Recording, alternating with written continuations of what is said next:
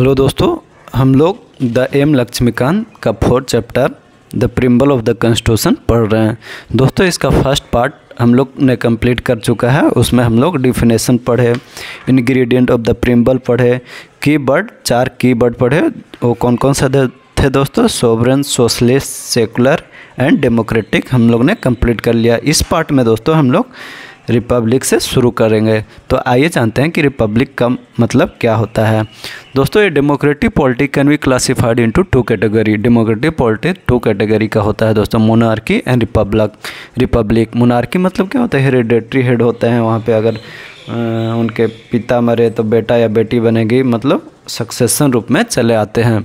तो in monarchy the head of the state usually king और queen, जैसा कि ब्रिटेन में होता है, enjoy hereditary position that is he comes in office through succession, जो कि ब्रिटेन में है दोस्तों। आगे हम लोग जानेंगे कि रिपब्लिक का मतलब क्या होता है। In republic on the other hand the head of the state is always elected directly और indirectly for a fix period, जो कि यूएसए में और इंडिया में है।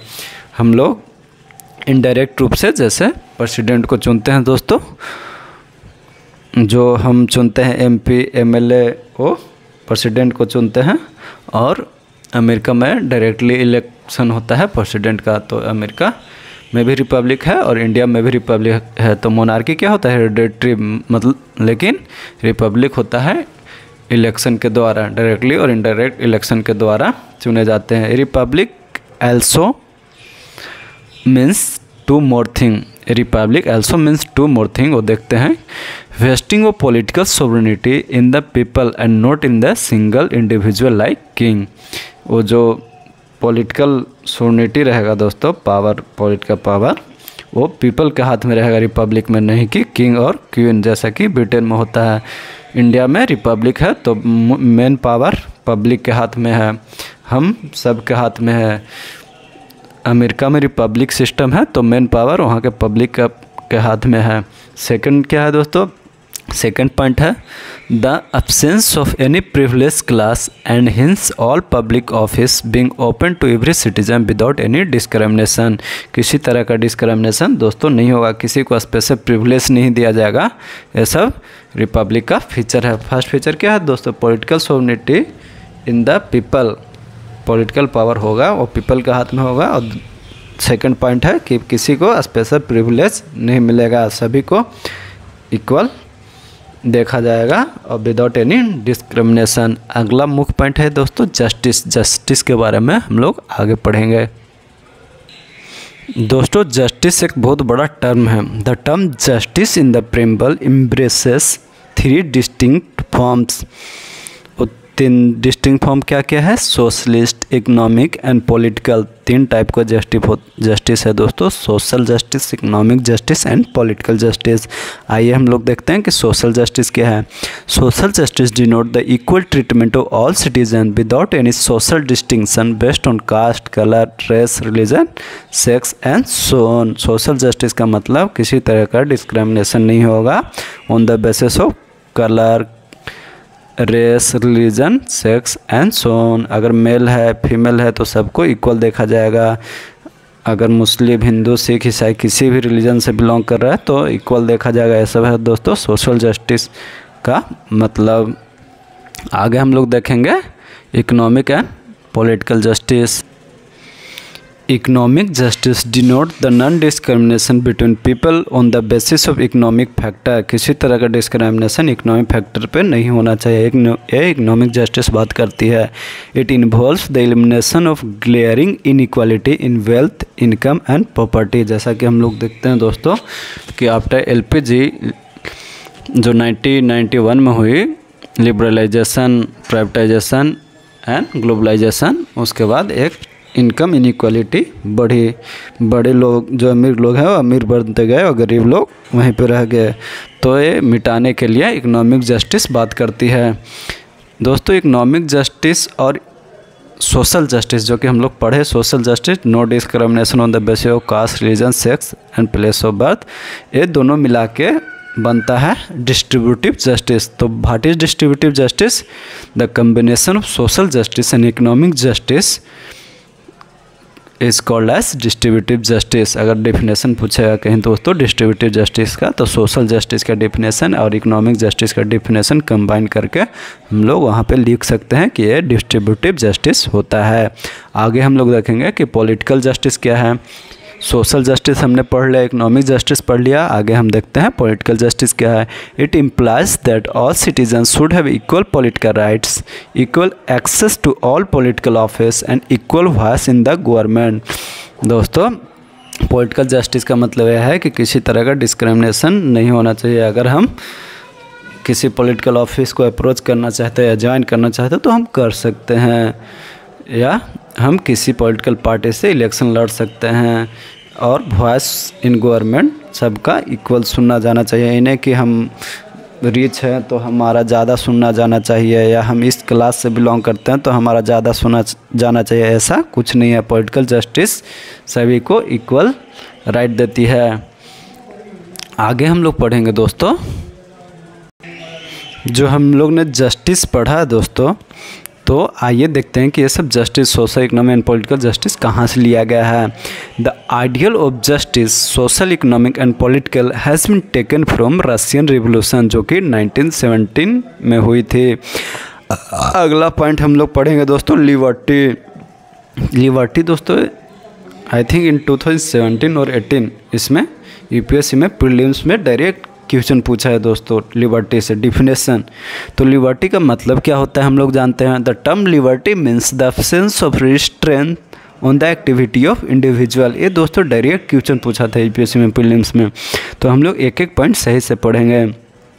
The term liberty means the absence of restraints on the activity of individual and at the same time providing opportunities for the development of individual personalities and at the same time provide opportunity for the development of individual personalities। ये liberty का मतलब है दोस्तों। Liberty का ये मतलब नहीं है दोस्तों कि आप किसी को मर्डर कर दिए, इतना लिबर्टी इंडियन कॉन्स्टिट्यूशन में नहीं प्रदान किया गया है। तो आगे यही हम लोग पढ़ने वाले हैं कि however the liberty does not means licence to do what one's like. अगर आपको लगता है कि हम यहाँ पे कुछ पी ले, दारू पी ले, या कुछ गलत काम करे पब्लिक प्लेस पे, तो इसका लिबर्टी इंडियन कॉन्स्टिट्यूशन में प्रोवाइड नहीं किया गया है। The liberty concept by the preamble और fundamental rights is not absolute but qualified. ये एब्सोल्यूट नहीं है दोस्तों, जैसा कि हम लोग आगे भी पढ़ेंगे कि फंडामेंटल राइट भी एब्सोल्यूट नहीं है, उसमें लिमिटेशन है, उसमें ड्रॉबैक है। ये सब फंडामेंटल राइट में भी है दोस्तों। कुछ कुछ फंडामेंटल राइट एब्सोल्यूट है, जैसे राइट अगेंस्ट अनटचेबिलिटी, ये सब एब्सोल्यूट है दोस्तों। अगला पॉइंट हम लोग देखेंगे कि इक्वालिटी क्या होता है। इक्वालिटी क्या होता है, इसमें दोस्तों एक पॉइंट छूट गया कि the ideals of liberty, equality and fraternity, ये इंपॉर्टेंट है। The ideals of liberty, equality and fraternity in our preamble have been taken from French revolution, has been taken from French revolution. दोस्तों ये justice कहाँ से लिया गया था, social, economic and political justice Russian revolution से लिया गया था, जो कि 1970 में हुआ। और ideals of liberty, equality and fraternity कहाँ से लिया गया, फ्रेंच रिवोल्यूशन से। आगे हम लोग पढ़ेंगे इक्वालिटी, जो कि मेन इंपॉर्टेंट पॉइंट है। The term equality means the absence of special privileges to any section of society and the provision of adequate opportunity for all individuals without any discrimination। मतलब equal privileges सबको रहेगा, ये नहीं कि special privileges किसी को दिया जाएगा, और इक्वल अपॉर्चुनिटी सबको प्रोवाइड किया जाएगा विदाउट एनी डिस्क्रिमिनेशन। इक्वालिटी का मतलब ये हुआ। द प्रीएम्बल सिक्योर्स, आगे हम लोग पढ़ेंगे, the preamble secures to all citizen of India equality of status and opportunity, मतलब इक्वल स्टेटस प्रोवाइड किया है प्रीएम्बल ऑफ इंडिया, और अपॉर्चुनिटी भी इक्वल प्रोवाइड किया है। There are 3 dimension of equality, civic, political and economic equality. 3 dimension है दोस्तों, 3 feature है इक्वालिटी का, सिविक, पॉलिटिकल एंड इकोनॉमिक। आइए देखते हैं कि सिविक इक्वालिटी क्या है। Following provision ensure civic equality. Equality before law, article 14 बात करता है prohibition of discrimination on ground of religion, race, caste, sex और place of birth, prohibition of discrimination on ground of religion, race, caste, sex और place of birth, जो कि article 15 बात करता है। सिविक इक्वालिटी का मीनिंग है दोस्तों equality before law. Article 14 civic equality के बारे में बात करता है। Prohibition of discrimination on ground of religion, race, caste, sex और प्लेस ऑफ बर्थ, ये सिविक इक्वालिटी के बारे में बात करता है। आर्टिकल 14 और 15 सिविक इक्वालिटी के बारे में बात करता है। आगे देखते हैं C point, equality of opportunity in matter of public employment, ये आर्टिकल 16 है दोस्तों। ये भी सिविक इक्वालिटी के बारे में बात करता है। Evolution of untouchability article 70, evolution of title article 18। दोस्तों एक बार यूपीएससी प्रीलिम्स में डायरेक्ट क्वेश्चन पूछा था कि शायद एवोल्यूशन ऑफ टाइटल और एवोल्यूशन ऑफ अनटचेबिलिटी, ये दोनों में से एक था। इसमें से पूछा था कि ये दोनों में से कौन सा है जो राइट टू इक्वालिटी में आता है, जो आर्टिकल 14 से 18 तक आता है दोस्तों। तो ये डायरेक्ट क्वेश्चन आते हैं यूपीएससी में, कुछ इजी एकदम सिंपल क्वेश्चन आते हैं। जैसा कि लिबर्टी का डिफिनेशन पूछा था एक बार, और एक बार ये दोनों में से आर्टिकल 70 और 18 में से कोई एक पूछा था दोस्तों। आगे हम लोग देखेंगे कि There are two provisions that seek to achieve political equality. Civic equality article 14 से 18 बात करता है दोस्तों। अब हम लोग देखेंगे political equality। तो there are two provisions that seek to achieve political equality. No person is to be declared ineligible for inclusion in electoral rolls on ground of religion, race, caste, sex और place of birth। Article 325 place of birth इसमें नहीं होगा दोस्तों, sorry. No person is to be declared ineligible for inclusion in electoral rolls on ground of religion, race, sex और sex। Article 325 बात करता है दोस्तों कि